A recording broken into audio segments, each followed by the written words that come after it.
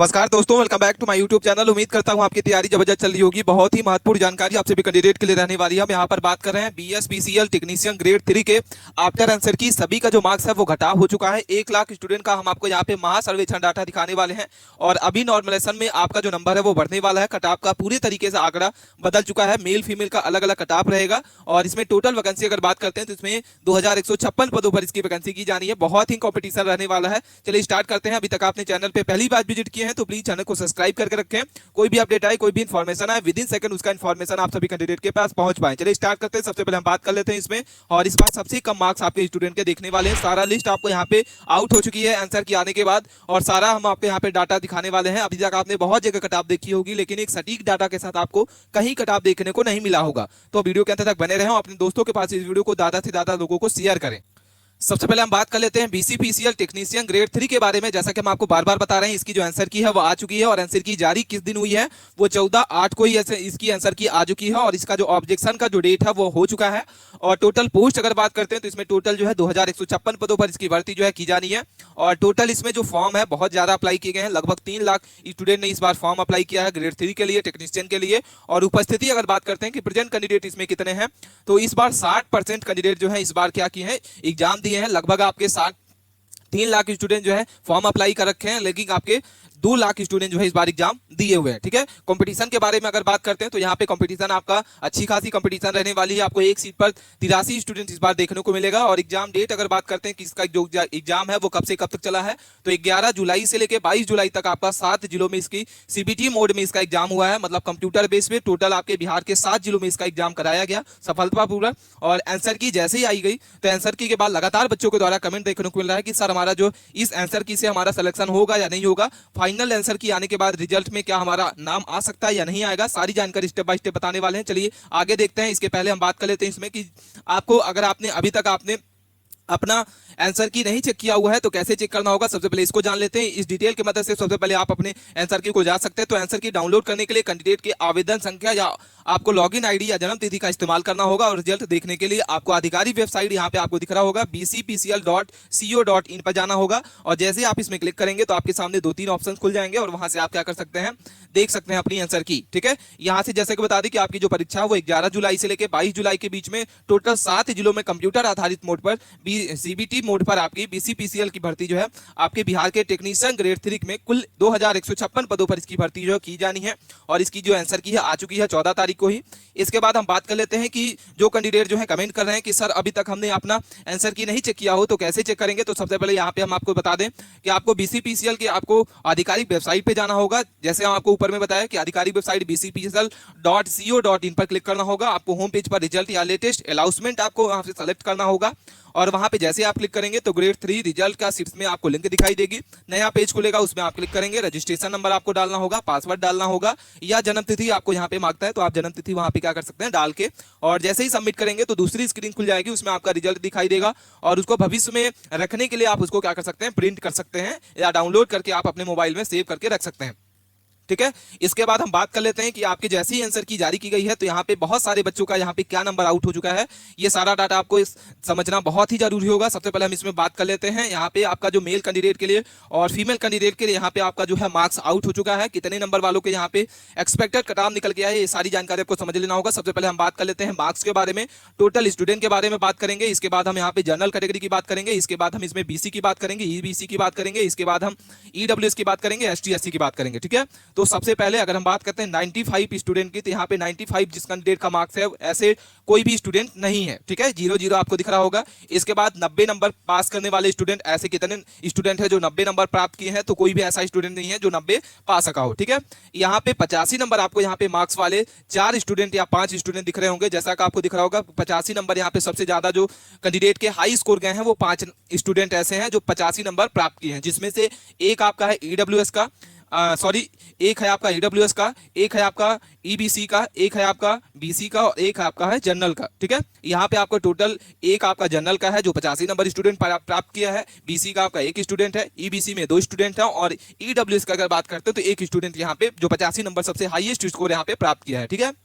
ये सारा का सारा डाटा हम आपको स्टूडेंट को द्वारा भेजा गया डाटा हम आपको बता रहे हैं। इसके बाद 80 नंबर वाले ऐसे कितने स्टूडेंट हैं, तो टोटल आपके 45 स्टूडेंट हैं, जिसमें से जनरल के 12 स्टूडेंट हैं, 14 आपके बीसी के हैं, 7 आपके ईडब्ल्यूएस के हैं, और यहाँ पे ईबीसी के बाद 5 नंबर आपके यहाँ पे एससी एसटी के और 2 आपके एससी के रहने वाले हैं। 75 नंबर करके बात करते हैं तो 75 नंबर वाले कितने ऐसे स्टूडेंट हैं, तो 258 स्टूडेंट हैं, जिसमें से 93 आपके जनरल कैटेगरी के हैं, 80 आपके हैं बीसी के, 56 आपके हैं ईबीसी के, और 18 आपके हैं ईडब्ल्यूएस के, 11 आपके हैं एससी के, और 0 आपके हैं एसटी के। ठीक है, 70 नंबर वाले कितने ऐसे स्टूडेंट हैं, तो 859 हैं। कितने हैं, 859 हैं। यहाँ पे आप डिटेल दे सकते हैं कि कौन सी आपकी जनरल की है, कौन सी आपकी बीसी की है, कौन सी ईबीसी की है। तो यहाँ पे सबसे ऊपर वाली जो आपकी है ये जनरल की है, इसके बाद आपको ये बीसी की है, इसके बाद ये ईबीसी की है, इसके बाद ये ईडब्ल्यूएस का है, इसके बाद एससी और एसटी का है। ठीक है, इसके बाद 70 नंबर वाले ऐसे कितने स्टूडेंट हैं, तो यहाँ पे आपको दिख रहा होगा टोटल 859।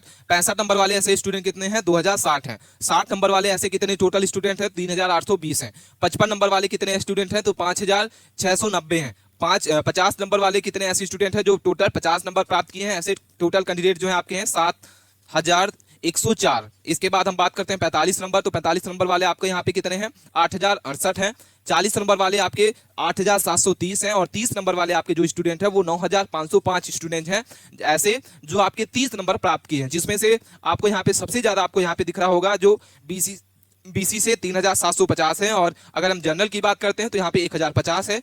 यहाँ पे हम बात करते हैं ईबीसी की तो 2970 है, 923 आपके हैं जनरल के ईडब्ल्यूएस के लिए, और यहाँ पे आपको दिख रहा होगा 934 आपके हैं एससी के, और यहाँ पे बाकी जो माइनस बचेगा वो एसटी के लिए है। ठीक है, इसी तरीके से आप कैटेगरी वाइज आप अपने क्या कर सकते हैं, जो भी आपका एक्सपेक्टेड कटऑफ रहा है, जो भी आपका स्कोर रहा है आंसर की आने के बाद, यहाँ से आप वीडियो को पुश करके स्क्रीनशॉट लेके आप अपने क्या कर सकते हैं, देख सकते हैं, और इसी के बेस पर आपकी मेरिट लिस्ट जारी की जाएगा, और इसके बाद आपका रिजल्ट जो है फाइनल आउट किया जाएगा। इसके बाद हम बात कर लेते हैं इसमें कि आपकी कौन कौन सी हार्ड रही है और कितने नंबर वालों को यहाँ पे एवरेज स्कोर रहा है। जैसे कि हम आपको बता दें कि ये डाटा बहुत ही इंपॉर्टेंट आपको जरूरी होगा देखने के लिए।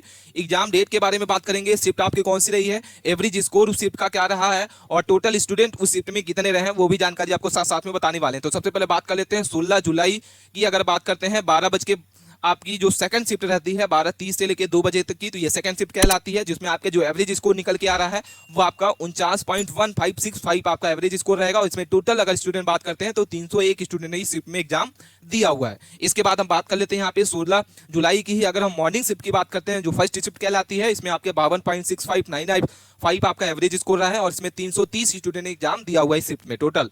अगर हम बात करते हैं 13 जुलाई की, तो यहाँ पे आपकी मॉर्निंग शिफ्ट की आपकी जो है 53.478 आपको यहाँ पे एवरेज स्कोर मिला है, और 305 आपके टोटल स्टूडेंट्स इस बार देखने को मिले थे उस सीट में एग्जाम दिए हैं। ठीक है, 15 जुलाई की अगर बात करते हैं तो मॉर्निंग शिफ्ट आपकी जो रही है 9 से 10:30, उसमें 51.25 आपका एवरेज स्कोर रहा है, 270 आपके 72 टोटल शिफ्ट में कैंडिडेट एग्जाम दिए हैं। अगर हम बात करते हैं 11 जुलाई की, तो आपकी जो इवनिंग शिफ्ट रही है 4 से 5:30 की जो शिफ्ट रही है, उसमें आपका 51.714 आपका यहाँ पे एवरेज स्कोर देखने को मिला है, और 366 स्टूडेंट इसमें टोटल इस शिफ्ट में रहे थे।